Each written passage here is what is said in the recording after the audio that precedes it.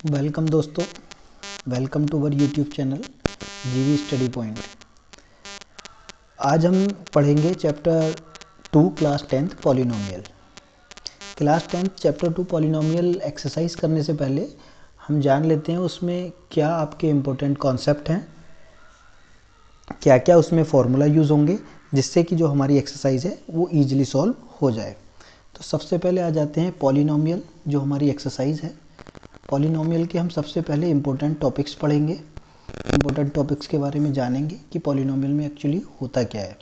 सबसे पहले polynomial on the basis of terms, terms के बेसिस पे जो आपका टाइप्स ऑफ पॉलिनोमियल होता है, टाइप्स ऑफ पॉलिनोमियल,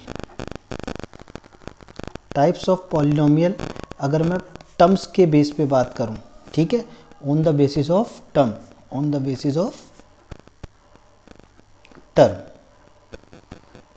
तो इसमें 3 टाइप्स में उसको डिवाइड किया गया है, कैटेगरी में डिवाइड किया गया है, जिसमें आपकी फर्स्ट कैटेगरी में रखा गया है monomial, monomial type of polynomial, ठीक है। सेकंड कैटेगरी में आपको रखा गया है इसमें बायनोमियल, थर्ड कैटेगरी में इसमें रखा गया है इसको ट्रायनोमियल।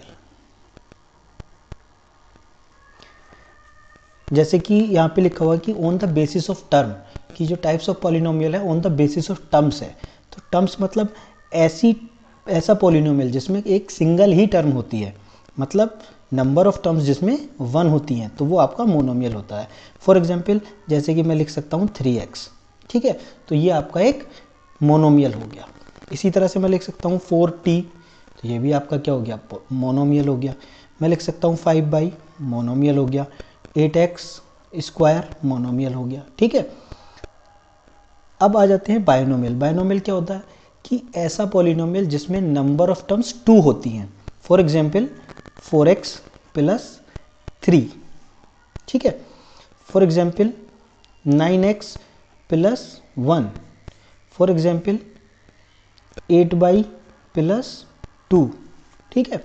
तो मतलब ऐसा कोई भी पॉलिनोमियल जिसमें नंबर ऑफ टर्म्स 2 हैं, तो वो आपकी बायनोमियल होता है, ठीक है।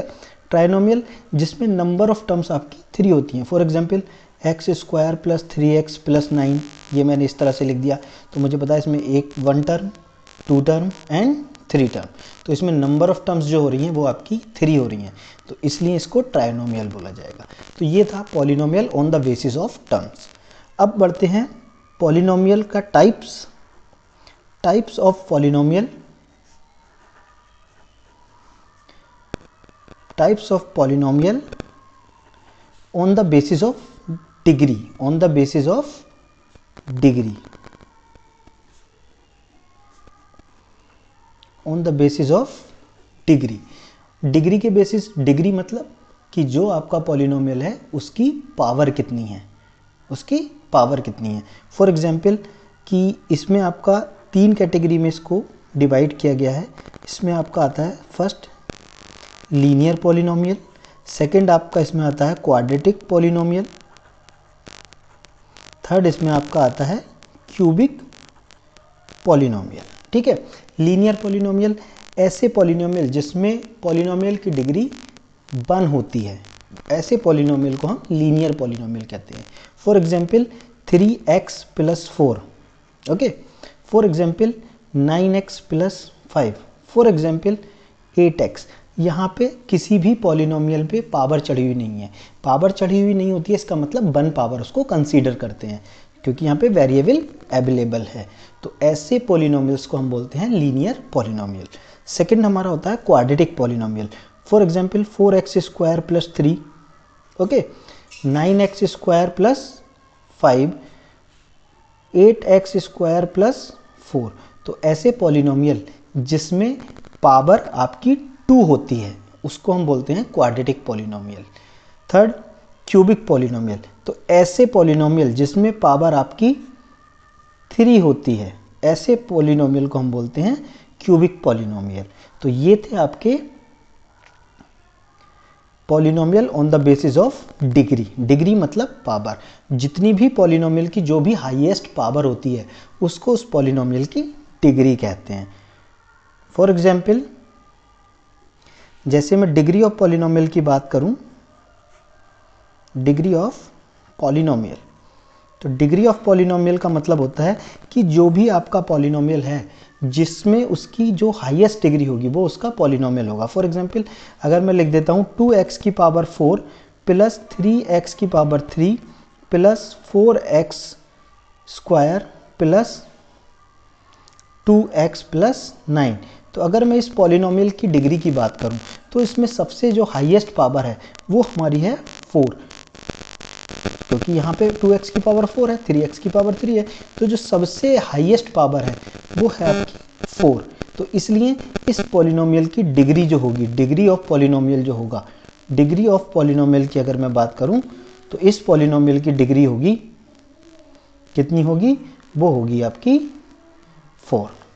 तो ये आपको समझ में आ गया होगा कि types of polynomial on the basis of terms और on the basis of degree. और डिग्री एक्चुअली होती क्या है, डिग्री किसी भी पॉलिनोमियल की हाईएस्ट पावर होती है। ओके, तो चलिए मूव करते हैं नेक्स्ट कॉन्सेप्ट की तरफ। अब मूव करते हैं एक्चुअली कोफिशिएंट और वेरिएबल। दो टर्म्स यहाँ पे यूज होंगी, कोफिशिएंट और वेरिएबल, कोफिशिएंट और वेरिएबल। मतलब एक टर्म होगी कोफिशिएंट, कोफिशिएंट किसे कहते हैं और वेरिएबल किसे कहते हैं। तो फॉर एग्जांपल जो भी हम लिख रहे हैं 3x स्क्वायर प्लस 4x, तो कोफिशिएंट क्या होता है, तो ये जो वाली जो टर्म है 3x स्क्वायर, तो इसमें जो न्यूमेरिक वैल्यू होती है ये होती है कोफिशिएंट। ओके, ये होती है कोफिशिएंट। और जो आपकी इसमें अल्फ़ाबेटिकल वैल्यू होती है जिसको हम बोलते हैं वेरिएबल। ठीक है, ये होती है आपकी वेरिएबल। ओके, सेम 4x में 4 आपकी हो गई कोफिशिएंट वैल्यू, किस चीज़ का कोफिशिएंट हो गई है, x का कोफिशिएंट। ऐसे ही यहाँ पे 3 किसका कोफिशिएंट था, x स्क्वायर का कोफिशिएंट, और x क्या है यहाँ पे मेरा वेरिएबल है। ओके, तो ये था आपका कोफिशिएंट और वेरिएबल। कोफिशिएंट और वेरिएबल का इसलिए बताया है क्योंकि अभी जब हम जीरोस ऑफ पॉलिनोमियल या उसकी रिलेशनशिप के बारे में सॉल्यूशन हम करेंगे तो वहाँ पे हमें कोफिशिएंट और वेरिएबल का पता होना चाहिए। नेक्स्ट टॉपिक अब हमारा आता है zeros of polynomial. Zeros of polynomial,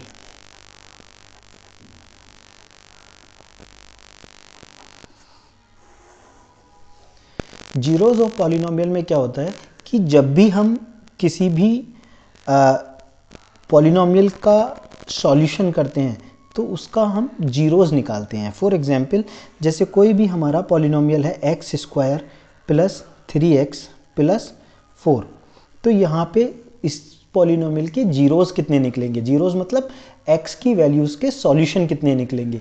तो जितनी किसी भी पॉलिनोमियल की डिग्री होती है उतने ही उसके जीरोस होते हैं। तो इसका मतलब मैं ये कह सकता हूँ कि नंबर ऑफ जीरोस इक्वल होते हैं डिग्री ऑफ द पॉलिनोमियल के, डिग्री ऑफ द पॉलिनोमियल के। Okay, degree of the polynomial. Okay, तो अगर यहाँ पे कोई पावर क्यूब होगी तो उसमें x की 3 वैल्यूज सॉल्यूशन में आएंगी, मतलब x के 3 जीरोस आएंगी। जीरोस का मतलब जो भी वेरिएबल यूज हो रहा है पॉलिनोमियल में उसके कितने सॉल्यूशन आएंगे, उसके कितने आंसर्स या उसकी कितनी वैल्यूज आंसर में आएंगी। ठीक है, तो जितनी भी डिग्री होती है उतने ही उसके सॉल्यूशन निकलते हैं। जीरोस ऑफ पॉलिनोमियल एक्चुअली होता क्या है, तो कोई भी एक ऐसा polynomial, for example x square plus 3x plus 4, इस पॉलिनोमियल में x की ऐसी सारी वैल्यूज जो इस पूरे पॉलिनोमियल को जीरो के इक्वल कर दें, मतलब x की कोई भी ऐसी वैल्यूज यहाँ पे अगर हम रखें तो इस पूरे पॉलिनोमियल की वैल्यू जीरो हो जाए, तो वो जो वैल्यू x की होगी वो इसकी जीरोस ऑफ पॉलिनोमियल होगी।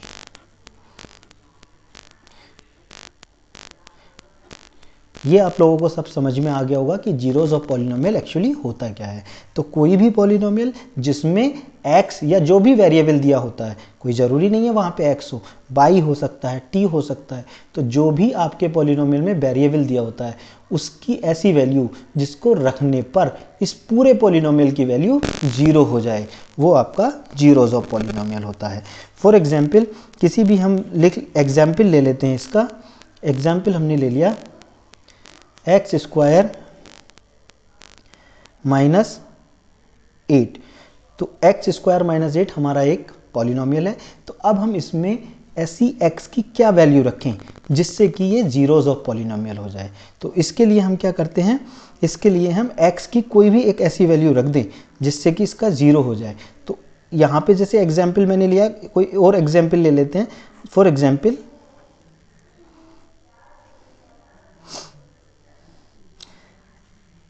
x प्लस 1 ये आपका एक पॉलिनोमियल है। x प्लस 1 ये आपका एक पॉलिनोमियल है। x प्लस 1 में ऐसा क्या रखें कि x की क्या वैल्यू इसको जीरो कर देगी। तो हम क्या करते हैं, x plus 1 is equals to x plus 1 is equals to 0। x की वैल्यू क्या हो जाएगी, 0 प्लस का 1 उधर जाके माइनस का, सो x की वैल्यू कितनी हो जाएगी, माइनस का 1। तो x की वैल्यू माइनस का 1, इस x प्लस 1 पॉलिनोमियल के लिए माइनस का 1 जो होगा वो जीरोज ऑफ पॉलिनोमियल होगा। ओके, बढ़ते हैं नेक्स्ट कॉन्सेप्ट की तरफ। नेक्स्ट कॉन्सेप्ट है हमारा relationship, verify relationship, verify relationship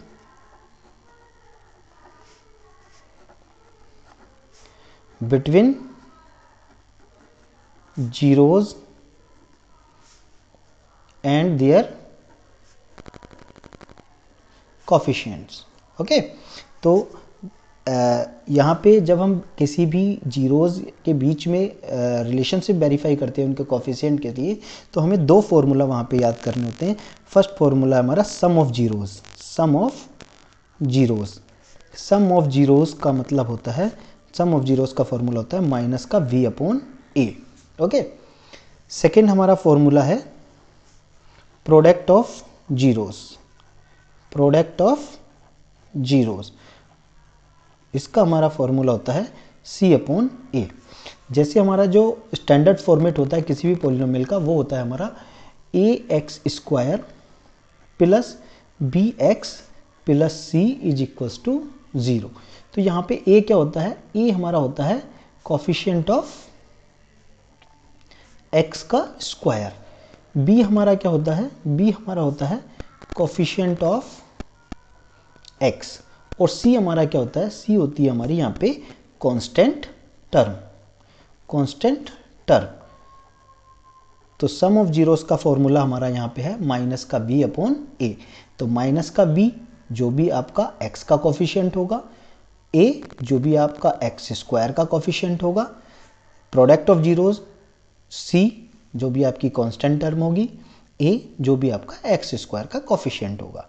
some of zeros को हम लिख लेते हैं अल्फा प्लस बीटा, हम इसको अल्फा प्लस बीटा से डिनोट कर सकते हैं।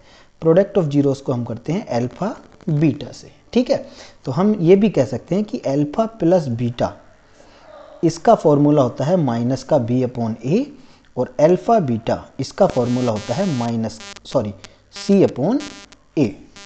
ओके, चलिए ले लेते हैं एक एग्जाम्पल, एग्जाम्पल में करते हैं उसका सॉल्यूशन। फॉर एग्जाम्पल यहाँ पे ले लिया हमने 3x square plus 8x plus 5 is equals to 0। मान लीजिए ये हमारा है पॉलिनोमियल। तो इसमें हमारी a की वैल्यू क्या हो गई, 3, ओके, b की वैल्यू क्या हो गई, प्लस का 8, c की वैल्यू क्या हो गई, प्लस का 5। तो अगर हम यहाँ पे सम ऑफ जीरोस निकालें, अल्फा प्लस बीटा की बात करें, तो अल्फा प्लस बीटा यानी कि सम ऑफ जीरोस क्या होगा, तो सम ऑफ जीरोस का फॉर्मूला होता है माइनस का b अपॉन ए। तो माइनस का b अपॉन ए, माइनस का b की वैल्यू कितनी है 8, लेकिन फॉर्मूले में लगा हुआ है माइनस, तो हम लिखेंगे माइनस का 8। a की वैल्यू क्या है 3, तो ये आ जाएगा यहाँ पे हमारा 3। तो अल्फा प्लस बीटा की वैल्यू आ गई माइनस का 8 अपॉन 3। इसका मतलब सम ऑफ जीरोस आपका आ गया माइनस का 8 अपॉन 3 इस पॉलिनोमियल के लिए। सेम अगर मैं बात करूं प्रोडक्ट ऑफ जीरोस की, मतलब अल्फा बीटा की बात करूं, तो अल्फा बीटा का फॉर्मूला होता है c अपॉन ए। तो यहाँ पे c यानी कि कांस्टेंट टर्म है 5, तो अल्फा बीटा की वैल्यू हो जाएगी आपकी 5, a है यहाँ पर 3 यहाँ पे नहीं कट रहे, तो इसका मतलब प्रोडक्ट ऑफ जीरोस का जो सॉल्यूशन हो जाएगा वो हो जाएगा यहाँ पे आपका 5 अपॉन 3। तो ये था पॉलिनोमियल चैप्टर पढ़ने से पहले उसका इंट्रोडक्शन, इसमें एक आपका ग्राफिकल या ज्योमेट्रिकल रिप्रेजेंटेशन होती है। ज्योमेट्रिकल रिप्रेजेंटेशन क्या होती है, हमें पता है कि ये हमारा क्या होता है, कार्टेशियन प्लेन होता है।